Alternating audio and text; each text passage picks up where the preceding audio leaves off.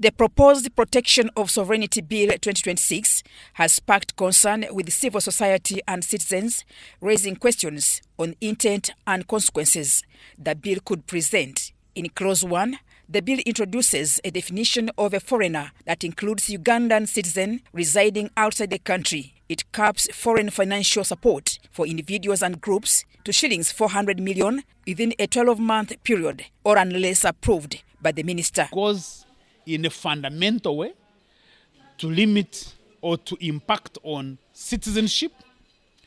I mean, it's a misnomer to have a statute of parliament essentially rewriting the constitution, because the constitution is the one that determines, that declares how you are a citizen and how you can lose citizenship. Now, to have a statute of parliament just changing all that in the constitution shows you how the drafters of that, the sponsors of that bill, probably have sinister motives in terms of what they are trying to achieve. But the law, as it is now, affects people who are doing business, because it limits on how you can move money across the country or across borders. Businesses like banks are going to be affected directly. Tourism businesses, they all depend on international transfers of money. And for you to be able to say that if you are getting more than 400 million, you have to get authorization, you have to inform the minister.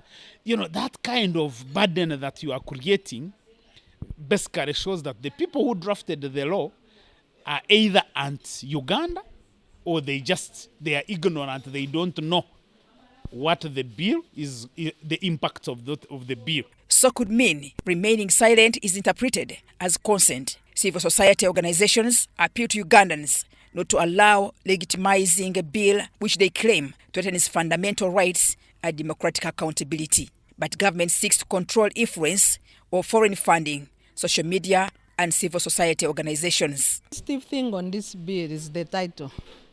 It sounds so good and noble, protection of sovereignty.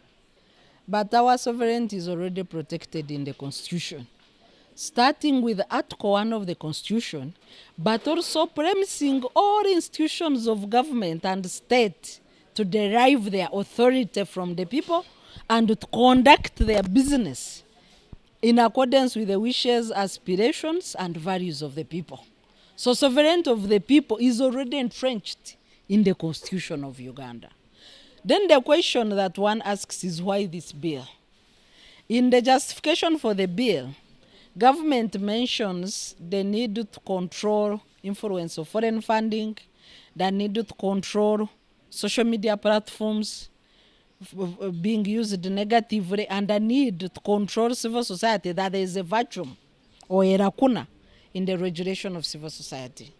When you mention foreign financial flows, we have the Anti-Money Laundering Act in place that establishes the Financial Intelligence Authority. We have the anti-terrorism laws. Those two laws are strong on controlling foreign financial flows in Uganda, together with the Banking Institutions Act and functions of Bank of Uganda as a regulator of banks and a gatekeeper of money entering Uganda. Critics argue the bill touches constitutional rights, economic stability, and the role of diaspora, but government insists the legislation is for safeguarding national sovereignty and the right to privacy. Also, Clause 28 under Article 27 allows warrantless inspections. Mutonyi Hilda and Mike Bakabulindi, UBC.